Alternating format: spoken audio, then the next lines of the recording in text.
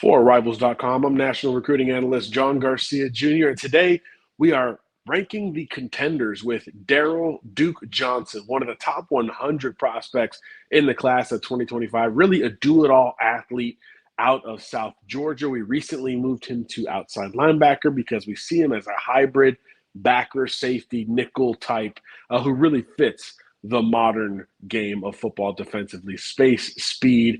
This is the counter to all of the modernization that we see in college football. So naturally, Johnson's got a huge offer list, a wide variety of schools that are courting him, mainly those from SEC and SEC country. You've got Tennessee, UCF, Florida State, Alabama, Georgia, Texas A&M, Auburn, all on his list. But here's the thing.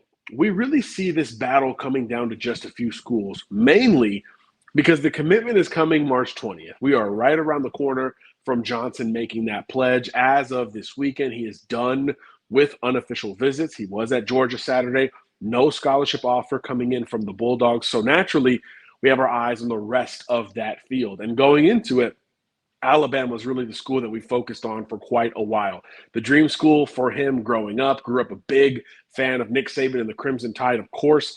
That has all changed under Kalen DeBoer, the new head coach there in Tuscaloosa. However, Johnson was able to make it to Tuscaloosa to sit down with that staff, and the prevailing thought from those I talked to is that the culture, the feel remains the same in Tuscaloosa. So I do think Alabama is in the driver's seat for this verbal commitment on March 20th. But there is a new challenger for me at number 2, and that's Texas A&M. The Aggies hosted him 2 weekends ago, and Johnson really went into it with an open mind and came out of it like, hey, Mike Elko and company are on the rise. You understand why there is hype and momentum building in College Station. I would say the Aggies jumped all the way into firmly the top 3 of this race coming off of that unofficial visit. And then there's Florida State, which has maybe been the most consistent program in recruiting Johnson. He's a South Georgia kid, as we mentioned. Florida State has long lived off of recruiting that South Georgia footprint, and he's one that they zeroed in on early and often under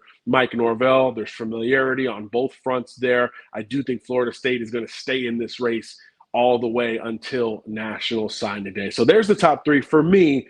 For Darrell Duke Johnson, I've got Bama number 1, A&M number 2, and keep an eye on Florida State there at number 3. Again, one of the best in the country, Rivals 100 prospect, set to come off the board March 20th.